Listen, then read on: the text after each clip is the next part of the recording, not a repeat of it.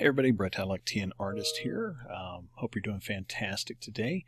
So this is a watercolor picture that I have Rebelle 7 Pro, and I think it's a finch. It's a yellow bird from Pixabay. I'll put the link down for the same bird, and I'll include the line art as well. So this first thing I did here was I put the line art on here, and I set it to multiply so that way I can paint below it. Wet the entire canvas, and now what I'm doing is just throwing in some random color. It start diffusing, but I've got it paused right now so it doesn't try to diffuse while I'm adding in more color because that makes my computer lag. This is 8 by 10. I add 100 dpi, expand it up if I needed to make prints from it. So I'm putting these in here, like I said, just the random splotches of color. This is going to be the background, and I want to have a sky here. So I find that it works really well just to kind of put it on there like that, let it diffuse, and then pause. What I like to do is just let it diffuse a little bit and pause it and then go back and soften it with the same brush. I wanted to add in a few more random splotches of color, so that's what I'm doing right here. And my system was kind of lagging a little bit, so it's kind of hard to tell exactly what was diffusing and what was going on. That's also why I sped it up here, because there's not a whole lot to watch here other than me just putting in color and letting it diffuse out and making sure that I've got enough water on there for the canvas. So if this was real paper, that'd be really, really wet paper. So I've got this sped up to 2x speed. So this is twice as fast as what I was doing. And like I said, I was just adding it in here. And I was trying to add in some blues and some slight turquoise, purple, and that kind of stuff, just to really give that feeling of far off clouds and sky and like I said, diffusion. So what I've done there is just put it in there, and then you'll see where because this is taking longer, even though I usually do this step anyway, this was taking longer because my system was just lagging. So I switch over to the blending setting, which is number 4 on there, and I switch to the gouache brush, and then I'm just going to use it. You can see where my system jumps every now and then. I'm just going to use it to soften all this, which like I said, I tend to do that anyway, because it gives that nice field of focus and depth to a painting. So that way it makes everything in the back look really blurred out, and then limbs and stuff will be in the forefront with it. So that's kind of what I'm doing here. We'll give this a second to catch up. This was me trying to wait and see if it would do it. My system was just kind of locking up. So this is where I switched over and start softening it in. And you can see it gives you a nice feeling of just that soft sky in the background. And you can thin this out and reduce the opacity for the layer. Go back and add a little bit of white to it if you wanted to make it have even more clouds in there. But I think this is a great way to do it. And again, I'm not at all worried about the line art that's there, because it's on a different layer, so I can just go through it and over it and soften all this out. But see how here at the bottom where you really thin out the pigment, it really does kind of take on the look of clouds and stuff. So this, if I had moved that blue further up, I could have some even more, cloud looking structures in through here. But even the bluish colors up top could be, clouds and stuff like that. So it's a nice way to do it. I like it. It makes it easier, especially for stuff that's out of focus. And so just give it a try, play around with that. I think you'll really like it. And again, I'm just using one of the gouache brushes to soften it. But spattering it in and letting that spatter diffuse is kind of what helps give this organic looking shapes to everything. So once I've got that in there, I'm going to repeat the process. I don't bother switching brushes here, but I'm going to repeat the process with greens, because I want to have out of focus trees in the background, and that's on a new layer as well because I don't want it to interact with the blues. And so I'm just kind of laying in some random green, and then I'm going a little bit darker and a little bit lighter here and there, just to kind of get that variation. And this is really saturated color, so I'll go back and actually change this a little bit and reduce the saturation and reduce the opacity, so that a little bit of that blue tint does kind of show through for it. And so once I get all this in here, like you'll see, so now that I've got those colors in there, And like I said, it's kind of lagging. So, but once I get it to stop lagging, then this is where I go in and add in water. Again, just using one of the standard water brushes because I want this to diffuse a little bit. And then I'm going to go back in with the same gouache brush and just kind of soften it. Because again, I don't know why my system was lagging so bad, but it just wasn't diffusing as much as I wanted.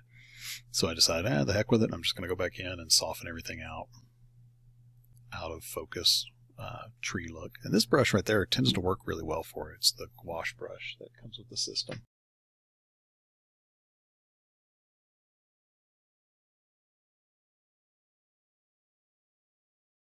All right, so and there you can kind of see this is where I'm going to reduce the saturation a little bit. Just kind of pushes that back because it gives a little bit of that bluish reduce. If it's so bright and saturated, that's going to pull it forward, and I don't want that. It's going to compete with what's here in the front with the bird and everything else. So I want to make sure to have that kind of softened, desaturated a little bit to give that atmospheric perspective. And then, like I said, I go in and reduce the opacity just slightly as well. So that way I can get a little bit of that bluish color shining through for it. But you can see right just here looking at the line art, how it pushed the line art forward because the line art is darker and, it's more saturated with it and stuff. So it just does kind of push it forward. All right, so there we go. My system just unfroze. And not reducing this a whole lot, just down to like 85% opacity. But again, just those greens and the variations and stuff gives you that nice look. So once I've got this here, the next thing that I'm going to do is start working on the bird. And I'm going to take it and decided that what I wanted to do with it, because I was wanting to get a little bit more of diffusion, but it still kind of worked out with everything. So what I'm going to do is use my selection tool to select the bird's body on a separate layer, and then from there start painting into it and going through it and everything.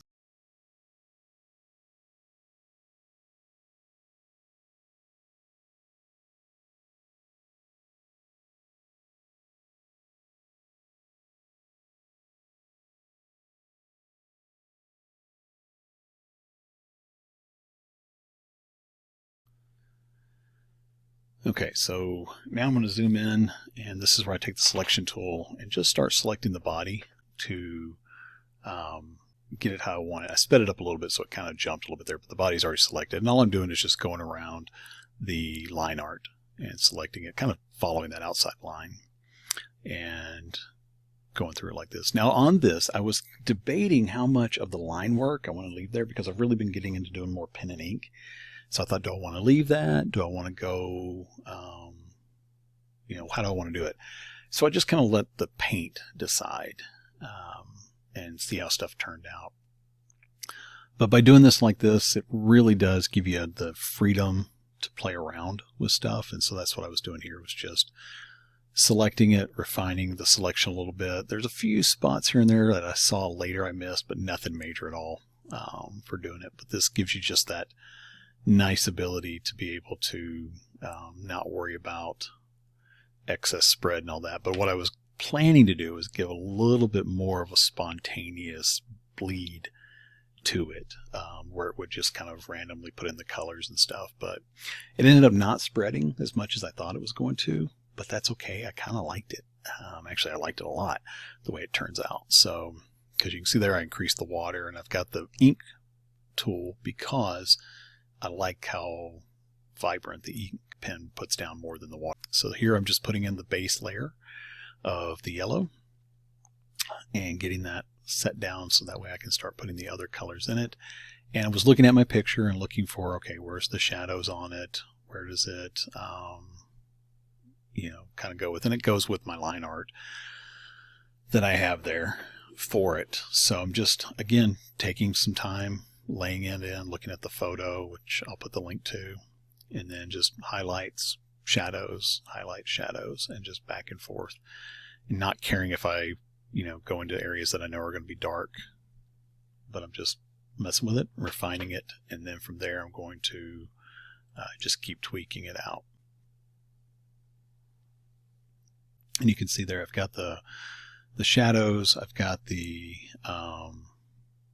highlights and stuff like that. Now what I realized here was that I had switched pens and didn't realize that my water setting was reduced, so that's why stuff wasn't really blending. But then I just kind of liked it and I went with it. And once I get it laid in there like this, I think it starts to really kind of take on some of that three-dimension look to it. And by having those sections in there, and then I switch to the number 4 setting and start blending those together, so it gives it a little bit softer. But just by putting in those 3 different values, it really does help it take on that nice painterly look to it. So give that a try. Definitely give that a try.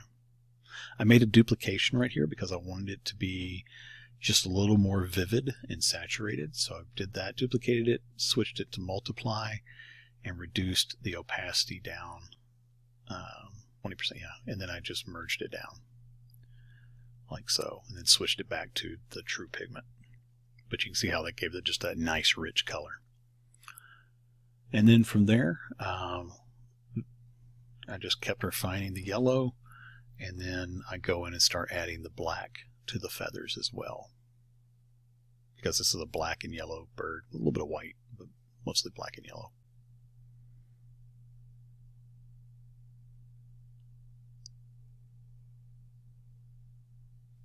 And so what I did here is I didn't want to have black, so I just kind of went with a bluish purple and then went to almost black for that and painted it in. So I can still see my line work that's multiplied over it, but it gives me this kind of a richer color instead of just straight black. And still just using that same brush, that same fountain square brush, which is one of the default brushes.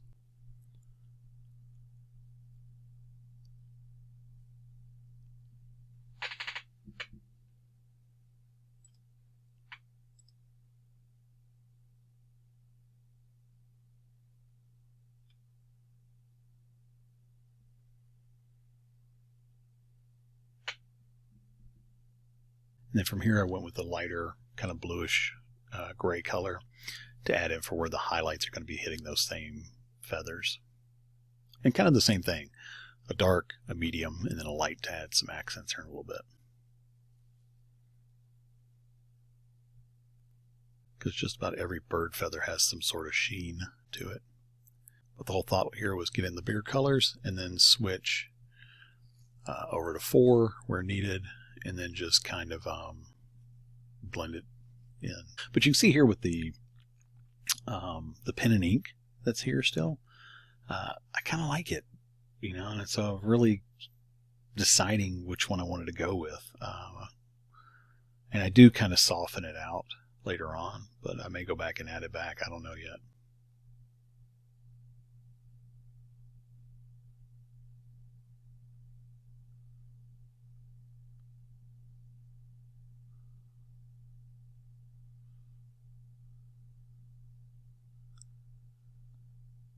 So here's where I'm just on setting number 4 and blending it in.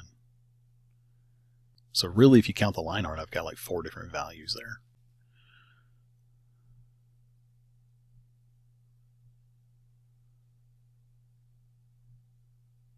Because yellow and black actually make green. Most people don't realize that.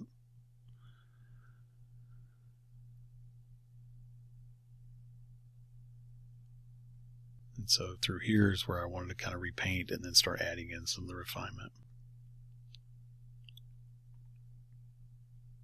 And this is where I think about changing some of the line work there, because it looked good, but then at the same time I was like, part of it I didn't like it, and like the shadow under the wings. But again, still kind of debating it, thinking about it. But I wanted to start refining some of the black here and going in, and also some of the yellow. And I realized what I needed to do now was deselect, which I just did, and then come back in here and add in some of the colors, and needed to make a new layer to start adding some of the highlights in. So I just went ahead and did that on the very top so that I can paint over the lines from the line art as well.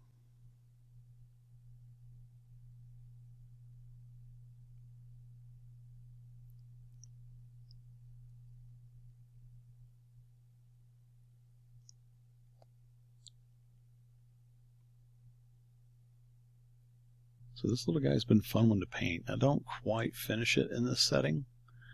I've got to go back and finish the branches and stuff, so that'll be the next video that's coming out. But this is just most of the refining details done for the bird, and then it'll just be a matter of going back and doing the tree and the leaves. And my system kind of locked up here again for a second, but this is where I was also debating. It's like, do I want to leave the line art? Do I not? Still discussion in my head. But it's really interesting how feathers, when you look at them closely, can look a lot very similar to fur. Especially on these smaller birds with the really tiny, downy feathers.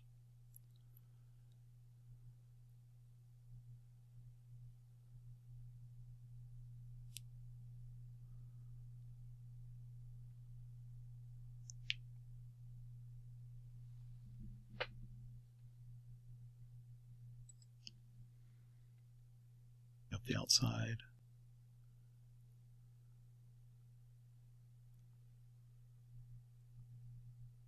And this is where I thought about kind of blending out some of those line art. So I dropped down to the line art and started smearing it. I've got the line art in a separate file, so if I want to bring it back, I can. It's not that big of a deal. Draw it if I want to do that. Who knows?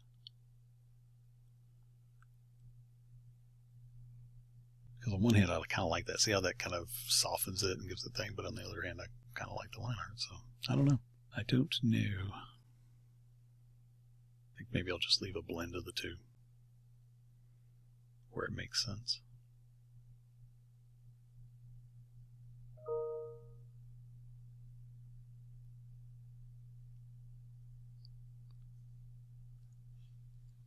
All right, so just kind of wrapping this up, I'll let this play out. And like I said, on the next one, I'll have the finishing details and any other stuff that we want in there. I hope you've gotten something out of this. I hope you've enjoyed it. I've really liked this painting, and doing it. The process has been fun. Probably do some more. I've got my other one I've got to finish up for that Escape Motions contest. But I think this one has a nice look to it. You can see how that saturated bird pulls forward from that desaturated background. It really gives it that atmospheric perspective. So I'm going to go in and out and take a look at it. This is some of the highlights, just putting on the bird. To also always helps to know what layer you're on, because I was on the wrong layer there for a second. Anyway, I hope you enjoyed it. If you have questions, as always, just ask, and I'll see you on the next one.